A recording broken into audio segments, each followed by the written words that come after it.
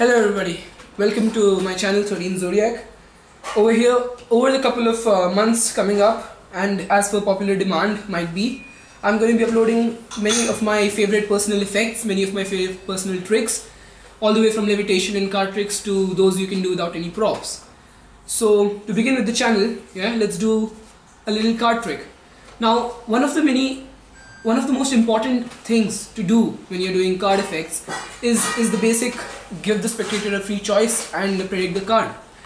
Now there are actually many ways to do this. You could always have a marked card that you know and keep it on top of their selection, and then go through the act of cutting the deck more than once, and then go through the deck and find out the selection, but I find that very clumsy. So the best way I feel is to force a card. Now of course a force basically is that you give them the illusion of a free choice. You go spread through the deck, or you riffle through the deck, you dribble through the deck. You give them the illusion that they can stop you anywhere, take any card, and yet you force on them a card that you want them to pick. And after that it just goes on with you predicting the card, whichever pattern might be good for you. So one force which I like a lot is the Riffle Force, and for this you don't need to have the cards in a particular stack, or you don't need to know a particular card in the middle, right? So if you want, you can give the spectators the deck to shuffle, right? You can just do a basic over the hand shuffle if the spectator is comfortable with that, or if you want, you can give the spectator the deck to shuffle and they can do a riffle shuffle. Any shuffle works. The thing is that when the spectator has done shuffling the cards, could you just shuffle the deck? Right.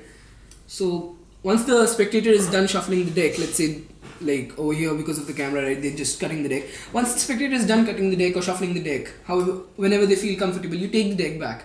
But you want to be sure that the deck is messed up, it's not squared up beforehand. Or if you get the deck squared up by the spectator, you want to mess it up by doing a couple of swing cuts, a couple of basic cuts, because you want to end up in a position where you're ready to square the deck. And what this allows you to do is, once you're squaring up the deck, you gain a peak on the very top card, the 3 of hearts. I just got the peak already. And after that, you're going to force the stop card. So you, so if the camera could say stop whenever they like, right? Stop. Alright. So now you can give them the illusion of choice by saying, if you want, I can riffle through more cards. This is completely your free choice. Now let's say they stop you right here, right? So all you're going to do is, while you're giving the deck, right, you just do this, and that's the 3 of hearts loaded onto the bottom pile. All you're doing is, once you have the card on top and you stopped in this position, what you're going to do is, instead of withdrawing the cards like this, you're going to withdraw the cards in that manner. And all this time what you're going to do is, you're going to load the top card on and you're going to push it out to them, be like, go on, take the card, look at it. And after that, it's really just the pattern that makes the trick work. I mean, you could go for a very basic tada moment like, hey, that's the 3 of hearts. Or you could go for an anti-tada moment where you could be like, oh well, I want you to think of the card, focus on the color. Oh well, from your facial expressions I can say it's a red color, and you can build on that. Or you could do, one thing is that once you know what the card is, you force the card, they memorize the card, ask them to keep it anywhere in the deck, right? And then you can just spread the deck down, flip it over, like a ribbon spread, and then just ask them, okay, can you see a card over here? And gradually eliminate some part of the deck, be like, okay, it's not over here, I can tell from your facial expressions you're focusing over here, and eventually point out the 3 of hearts to them, or any card which you have forced for that matter. So let's watch a little performance of this, right, in action without any of the tutorials going on. So I'll just take up the deck. Let's say the spectator has pretty well messed up the deck and shuffled the deck in the process, and you go on to square up the deck. If you would say stop whenever you like. Stop. Right there?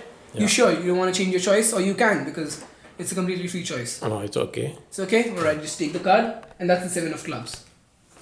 So as easy as that, it looks pretty convincing because you're genuinely riffling through the deck and you're genuinely cutting at a point. The only part where there could be some amount of heat on you is when you're peeking.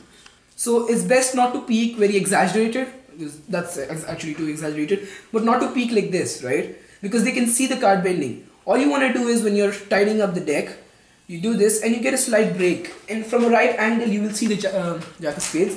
From the right angle you will be able to see the card. And once you've done that, the second part where you might have some heat on you is when you're cutting the deck, right? You do this, and first thing they might say is, alright, I want to memorize this card. In which case you can use the marker card principle by loading on the card, which you know is the Jack of Spades, and then being like, okay fine, memorize this card, because you want to give them the illusion of free choice, right? So you be like, memorize this card, you do that, and you ask them to cut the deck anywhere, and most probably they won't change the order of the deck that much. And then you can spread through the cards, tell them to, you know, if they see their card anywhere, and once you see the Jack of Spades right here, you know that the 6 of diamonds is the card that they looked at. So there are a couple of ways to exit from this. There are a couple of ways to go out. And one more thing is, let's say you're riffling through the deck, right? You get the break, and then this particular motion which you're doing, you want it to be so clean that they do not notice a card is out jogged. Because usually when you're doing this, let's say you know the top card is a 5 of clubs, and usually when you're doing this, you might do that, and you might end up with your cards in that kind of a position. That's why it's best that when you end up with that, you just go and be like, alright, I'm pushing it with my thumb so you can see it, right? And you can look away at that point, just pushing it with the thumb so that it looks convincing. Because if you have a card out jogged like this, they might notice that you dropped it from top, or you did any sort of force with them. So I guess that's about it about the Riffle Force, and within the upcoming few days we'll be uploading more videos. So enjoy. Thank you.